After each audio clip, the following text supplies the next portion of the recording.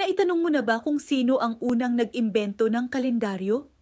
Saan nga ba nagsimula ang paraan natin ng pagsukat ng oras?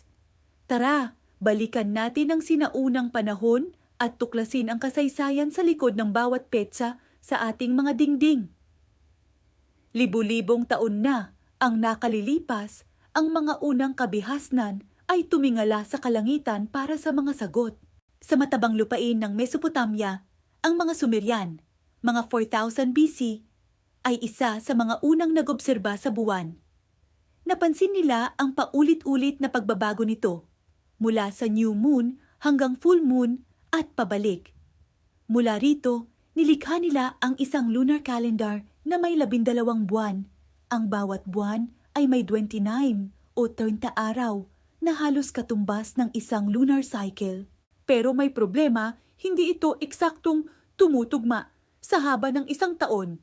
Kaya para maitama ito, nagdadagdag sila ng isang dagdag na buwan o intercalary month tuwing ilang taon. Samantala, sa tabi ng ilog Nile, may ibang diskarte ang mga sinaunang Ehipto. Ang kanilang buhay ay nakadepende sa taunang pag-apaw ng ilog na nagdadala ng matabang lupa para sa kanilang mga pananim. Napansin nila na ang pag-apaw na ito ay kasabay ng paglitaw ng pinakamaliwanag na bituin sa kalangitan, ang Sirius. Mula sa obserbasyong ito, nakabuo sila ng isang solar calendar na batay sa pag-ikot ng mundo sa araw. Ang kanilang taon ay may 365 araw na hinati sa 12 buwan na may tig-30 araw bawat isa at may 5 dagdag na araw sa dulo para sa mga pagdiriwang. Ang sistemang ito ay mas malapit sa aktwal na haba ng isang taon at naging mas praktikal para sa agrikultura. Kaya, sino talaga ang nauna? Parehong may mahalagang kontribusyon ang Sumerians at Egyptians. Ang lunar calendar ng mga Sumerian ang isa sa mga pinakaunang formal na sistema. Pero ang solar calendar ng mga Ehipto, dahil sa pagiging mas tumpak nito sa pag-track ng mga season, ang siyang naging pundasyon ng maraming kalendaryo na sumunod.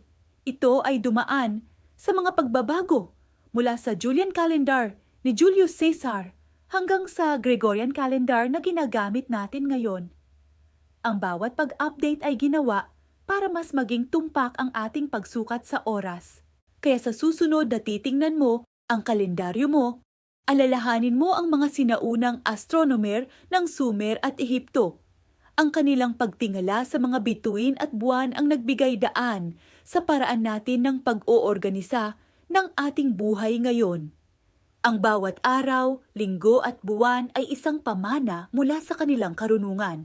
Salamat sa panonood. Kung may natutunan ka, huwag kalimutang mag-like, share at mag-subscribe para sa mas marami pang kwento ng kasaysayan. Hanggang sa muli!